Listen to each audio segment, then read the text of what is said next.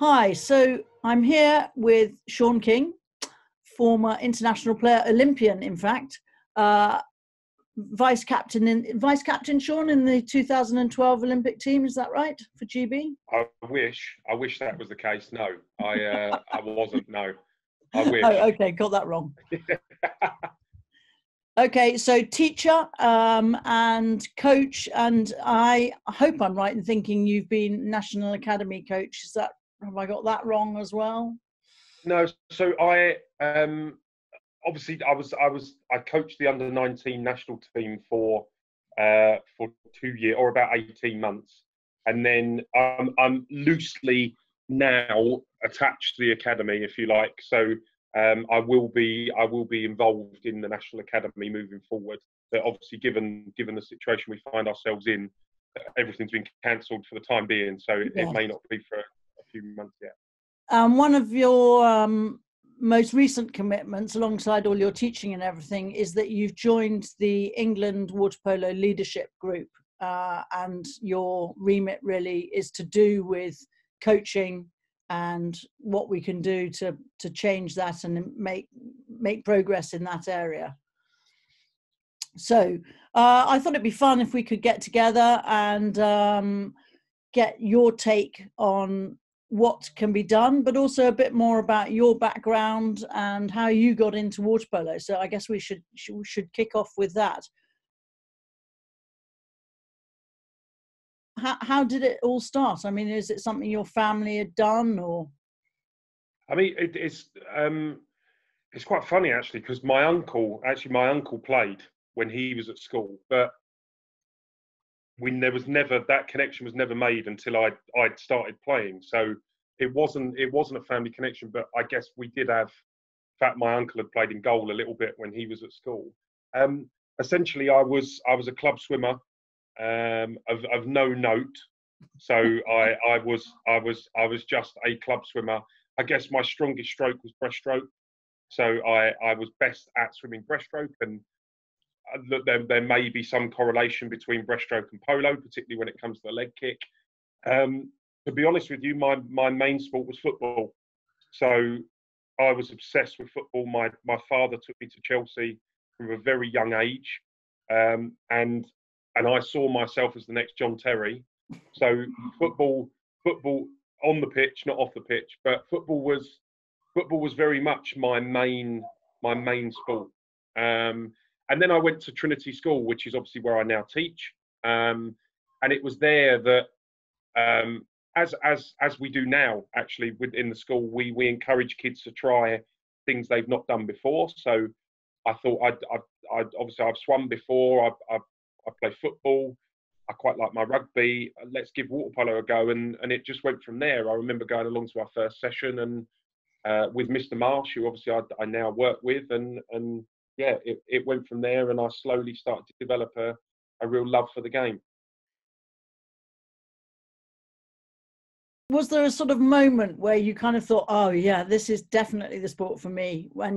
At which point you kind of thought, right, I'm going to put this ahead of the football or the rugby or anything else that you were doing at Trinity? Yeah, and that moment wasn't actually playing polo. I think I was loving playing polo, but I remember playing in a football match, and it was freezing, and it was the pitch was all. I mean, you kick the ball and it stopped dead in the mud, and I think something in my head went, do you know what? I think I want to do polo. So whether it was just the weather, but it was playing football that it just hit me that I like football, but I love playing polo, and that's where I think I was about 14, where I just sort of 13, 14, I just made the decision I want to go with polo. And so you played for school, for club. Was that Beckenham, I'm guessing, at that point, was it? Yes, yeah, Beckenham. And region, and then how did you get into playing at sort of national league level? How did that come about? So it's obviously the setup was quite different when I was a junior. It was obviously not a long time ago, but the regions were slightly different. So we played for the South we were called then. the South we played for, was the region I represented. With National League, I was very fortunate, and obviously I know all three of your boys have played for Invicta too. So when I was sort of 15, 16 years of age, even younger than that, sorry, when I was 14, Invicta had this big history of bringing young players through, and still to this day, you know, it's a big thing for the club that we develop players from Kent. So we bring through players from Kent. So actually with the National League, it came as a complete surprise. I think I registered for the second team the previous season to the season I went into the first team, and I played, I think, 3 games the whole season. So I envisaged that I was going to be in the second team for a number of seasons, as everybody does. That's part of the club's setup, is that we do hard yards in the second team, if you like, before moving into the first team.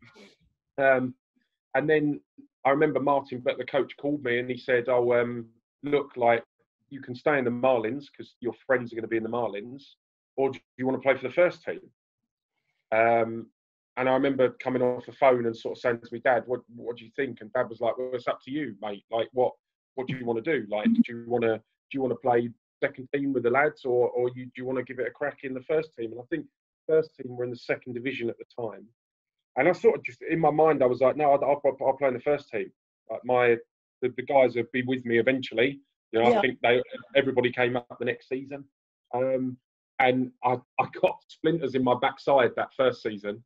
So I spent an awful lot of time on the bench that first season. But actually, it was great. It was really good. And as daft as it sounds, I probably got as much out of that as I would have done if I'd have stayed in the second team.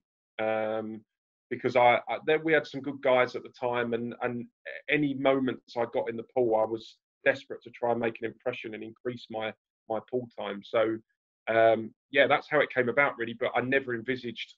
I think I went into the first team at 14 or 15. Yeah. So I never envisaged it would be that early, and sort of by the age of 16, 17, whilst I was at Grantham College, I was a key player in our first team. But yeah, no, it was credit to the club, really, with that.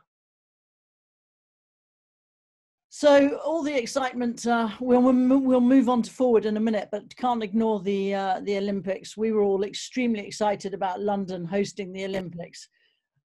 How did it feel for you? You knew you were going to be playing against some of the best players of the world. I mean, were you sort of pinching yourself every day thinking, God, how is this happening? Or were you pretty calm? I mean, did you just take it in your stride? What do you think?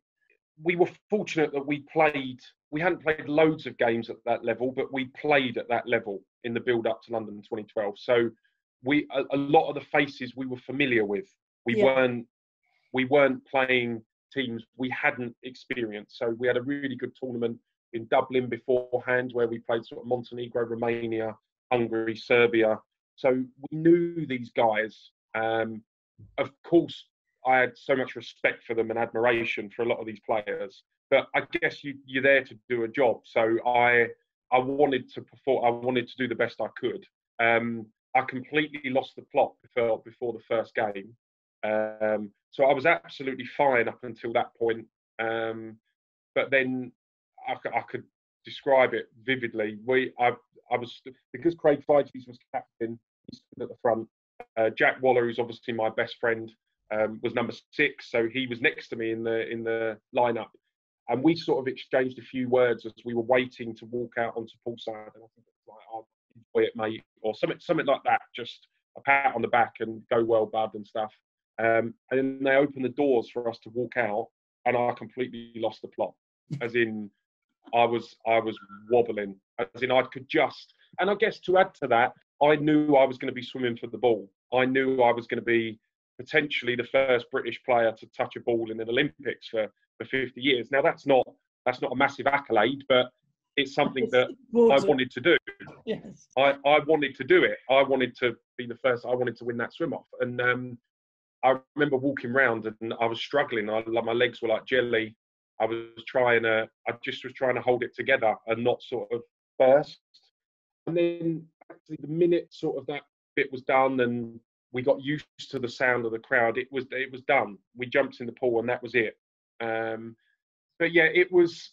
I guess when you're in the mode, you don't think about it too much. You just think about what your role is and what your part is in the game. And I guess more after I started to, like, the come down from it, if you like, was where you sort of that you think a little bit more about it. But in that, aside from that opening part, I mean, the next time we did it, I was a master. I was fine.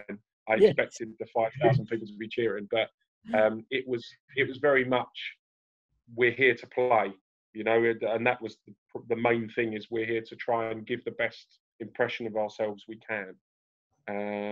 But yeah, it was an incredible experience.